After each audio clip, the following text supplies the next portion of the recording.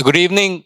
On behalf of IIT Delhi, it's a great pleasure to welcome Mr. Bhatia and also to have this launch, to be here at this launch where we at IIT Delhi are taking this partnership with TEDx to see how our ideas, our knowledge, our new innovations can actually be communicated and take the power of the ideas along with TEDx. So I think this is really a good opportunity for us, and who better to be there for us than Mr. Bhatia to launch this. I hope that TEDx IIT Delhi will fulfill our ambition and our role to see that we will come up with new innovative ideas that will make an impact and transform society. Thank you.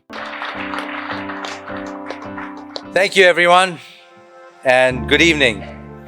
It's truly a pleasure to be over here today to address all of you, the brightest minds in the country. You just go with gut instinct and you solve some problem for the market.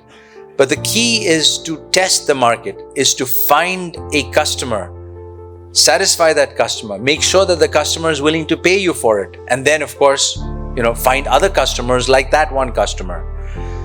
That is the key to entrepreneurship. What has changed in AI over the last couple of decades? What is this aha moment?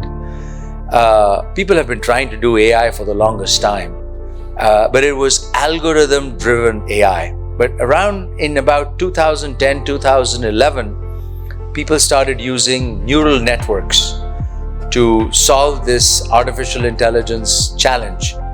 And the end was not so much an exact answer, but an approximation where the output was more that had a probability of being right more than 90%. Humans are very good at approximation and estimation, and that is apparently what is very important in decision making. So all of this modern AI is about pattern recognition and decision making.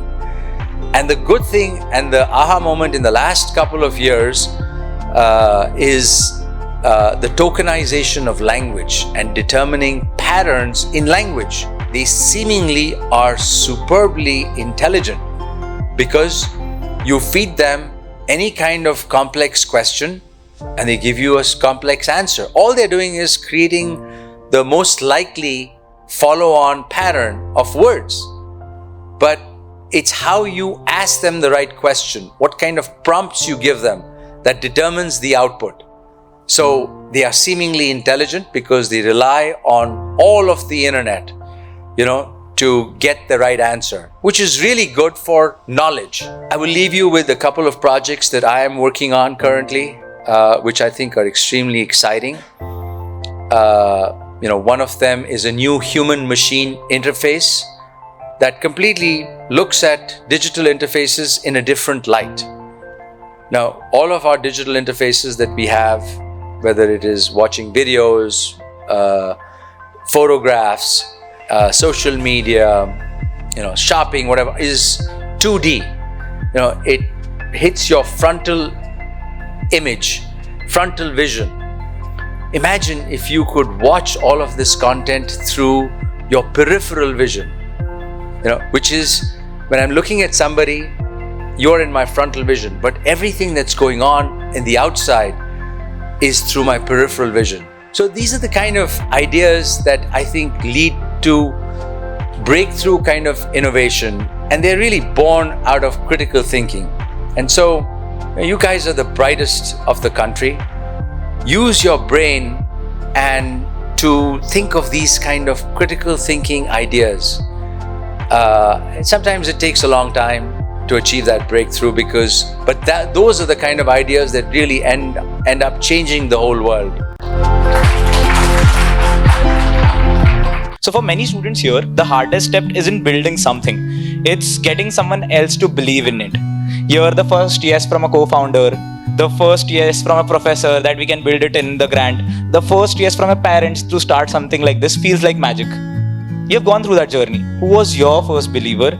And secondly, what was that moment taught you about storytelling, understanding that belief that you can do something big enough, right?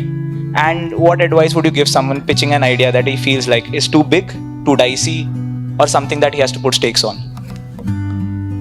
First of all, you've got to ask yourself not all those questions because there are too many.